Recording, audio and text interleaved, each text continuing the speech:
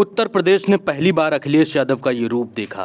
पहली बार उत्तर प्रदेश के भीतर अखिलेश यादव का ये वाला धुआंधार पहलू सामने आया। विधानसभा में अखिलेश यादव का शांति से सामने वाले को ध्वस्त कर देने वाला रूप यूपी ने पहली बार देखा है। पहली बार लोग वाकपटुता में मोदी को भूल गए, योगी को भूल गए, बड़े बड़े वक्ता अखिलेश के आगे पानी मांगने लगे। उत्तर प्रदेश के इतिहास में पहली बार ऐसा नेता प्रतिपक्ष हुआ है जो आंकड़े लेकर खड़ा हुआ तो सामने वाली बहुमत की सरकार पानी मांगने लगी, बगले झांकने लगी। अखिलेश के आगे सीएम योगी लाजवाब थे। हाल ये हो गया था कि डिप्टी सीएम केशव प्रसाद मौर्य तिलमिला गए, अखिलेश के संबोधन के बीच में ही उठकर खड़े हो गए। जनता ने तो इनकी गर्मी निकाल दी थी, जो बैठे हैं सामने नहीं निकली। नहीं देखो, गर्मी गलत शब्द नहीं है, गर्मी गलत शब्द क्यों मानते हो इसको? अरे अब तो खुश रहिए। और देखिए क्या हुआ, फिर गर्मी निकली, फिर डिप्टी सीएम बन गए। अब आप बताइए किसकी गर्मी निकली अगर आप डिप्टी सीएम बन गए तो?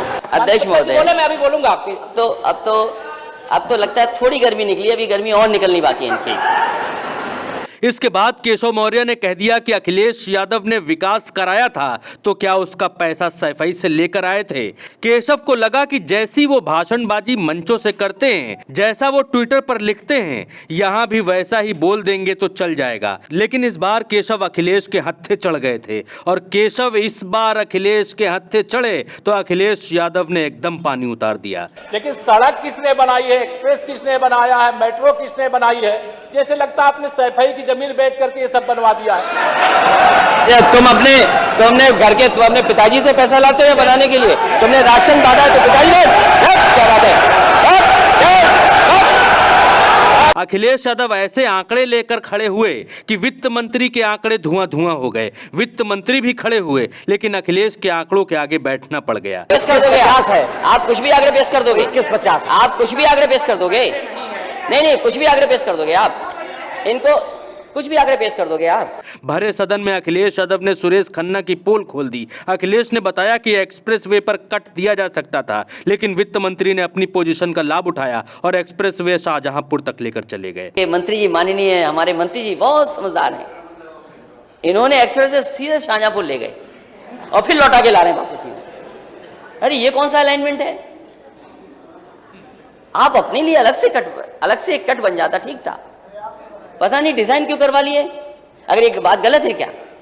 एक्सप्रेस वे आ रहा है, ये अपनी तरफ ले गई हूं और फिर वापस आ रहा है। अखिलेश वार पर वार कर रहे थे, योगी मुस्कुरा रहे थे, सुरेश खन्ना लाजवाब होकर सुनते रहे। अखिलेश यादव पर आज तथ्य देवी सवार हो गई थी। अखिलेश अपने भाषण से एक तरफ मार रहे थे, दूसरी तरफ सहला रहे थे। सरकार को न रोते बन रहा था न हंसते बन रहा था। और मुझे लगता है कि अगर वित्त मंत्री आप हैं और वित्त आपके पास है तो बड़ा दिल रखना, खुल करके सबको पैसा देना, हमारे माननीय सदस्यों को भी बहुत पैसा देना उनके क्षेत्र के विकास के लिए। बिजली पर बड़ी बड़ी बातें करने वाली सरकार को अखिलेश ने सच का आईना दिखाया। सारे बिजली के प्लांटों के नाम उंगली पर गिना दिए। जिलों की परियोजनाओं के नाम अखिलेश यादव को मुजबानी याद था। ऐसा लग रहा था जैसे अखिलेश से ज्यादा बेहतर उत्तर प्रदेश को कोई समझ ही नहीं सकता। सरकार के लोग अपने बिजली के प्लांट के नाम बता दें किसने किस समय लगाया तो मैं अपना भाषण यहीं समाप्त कर दूंगा। बिजली गई थी, सरकार की थोड़ी गर्मी निकल गई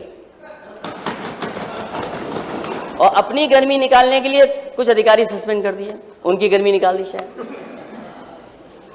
गर्मी तो यही मालूम है। अखिलेश यादव ने योगी आदित्यनाथ को भी बातों बातों में खूब लपेटा। इकाना से लेकर डायल 100 तक बोले तो योगी भी लाजवाब हो गए। मुस्कुराने के अलावा कोई दूसरा मूव नहीं ले पाए।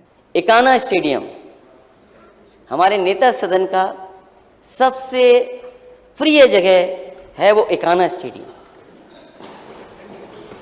अखिलेश यादव सबको ललकारते हुए एक्सप्रेसवे, रनवे, मेट्रो, बुलडोजर, हवाई जहाज, stadium, dial 100, 102 ambulance, laptop, Beti Bachao से होते हुए जब इकाना पर आए तो सीधे मुख्यमंत्री योगी आदित्यनाथ से बात की। उनको अगर कहीं सम्मानित किया गया तो हमें खुशी इस बात की कि वही स्टेडियम में हुआ जो समाजवादियों ने बना करके खड़ा किया। अपने काम तो नेता सदन कर लेते हैं, लेकिन अंतर्राष्ट्रीय मैच होने के लिए इजाजत नहीं देते। समाजवादी सरकार थी तो कानपुर में भी हुआ मैच इंटरनेशनल और लखनऊ में भी हुआ, लेकिन आपने ऐसा प्रिय बनाया उसको कि अब कोई इंटरनेशनल मैच नहीं होता। हमें उम्मीद है कि आने वाले समय में कोई ना कोई इंटरनेशनल मैच आप जरूर कराएंगे। नेता प्रतिपक्ष बनकर अखिलेश यादव ने राजनीति का सबसे सटीक और सबसे सही निर्णय लिया है। अगर अखिलेश नेता प्रतिपक्ष नहीं होते तो सरकार को सच्चाई का आईना इतनी बेबाकी से कोई नहीं दिखा सकता था। समाज की समस्याओं को ऐसे कोई नहीं उठा पाता। विधानसभा के इतिहास में पहली बार लग रहा था कि सरकार सुनती है अगर बात सलीके से की जाए। दोस्तों, चैनल को सब्सक्राइब करिए, अपनों में शेयर करिए और हाँ, गोदी मीडिया से होशियार रहिए, क्योंकि गोदी मीडिया ने एक ही आदमी के महिमा मंडन का ठेका ले रखा है। वो आपकी बात कभी नहीं करेगी। नमस्कार।